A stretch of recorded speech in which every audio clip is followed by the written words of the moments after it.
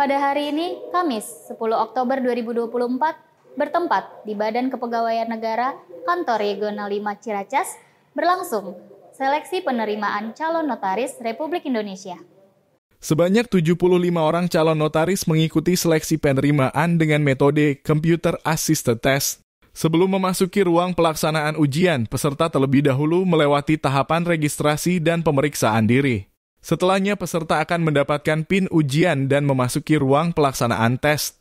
Alasan berubahnya proses pelaksanaan seleksi calon notaris dengan metode SKD, kita akan berbincang langsung dengan Direktur Perdata Direktorat Jenderal AU Kemenkumham, Kristomo.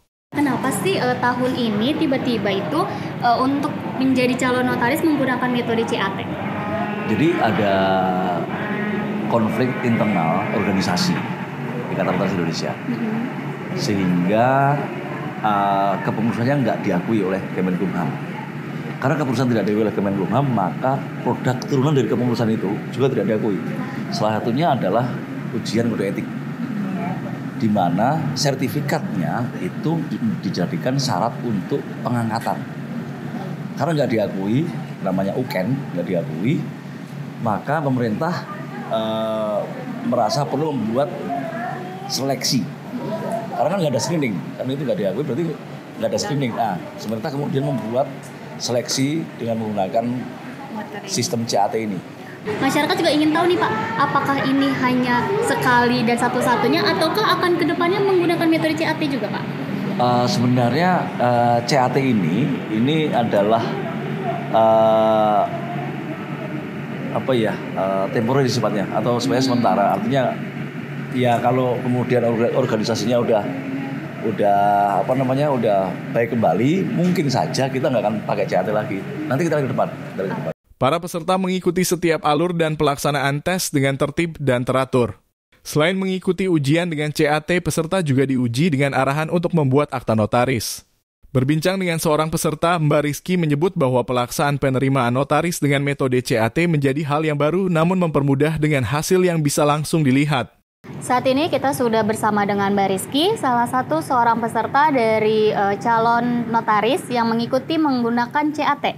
Mbak Rizky, bagaimana nih pendapat Mbak Rizky dengan tes seleksi sekarang notaris dengan menggunakan metode CAT? Ya, menurut saya prosesnya bagus ya, dan mempermudah juga karena hasilnya kan juga langsung keluar saat itu. Jadi kita tahu nih hasilnya berdasarkan yang kita kerjakan, nilainya tuh langsung keluar. Baik, nah sebelum CAT ini ada nggak sih tahapan lainnya sebelumnya yang Mbak Rizky lalui?